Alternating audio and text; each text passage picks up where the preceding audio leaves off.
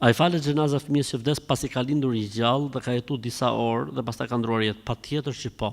Patjetër që po. Ne themi edhe nëse fëmia, domethënë, pson abort natyror, natyrshëm, pra jo të imponuar nga njerëzit. Po pson abort mbi 4 muaj e lartë, i falet xhenazja, i lahet xhenazja, i qefinoset xhenazja, i vihet emri, i falet xhenazja, varroset si njeri. Edhe bëhen për të kurbanët e akikas, sikur me qenë njeri i madh.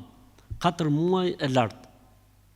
Gjithmonë në abortet të cilat janë aborte nga Zoti, jo abortet e bëra nga njeriu. Abortet e bëra nga njeriu janë haram dhe gjuna, përveç se ka arsye madhore që dëmtohet shëndeti i nënës apo rrezikohet jeta e nënës. Atëherë pastaj është gjë tjetër.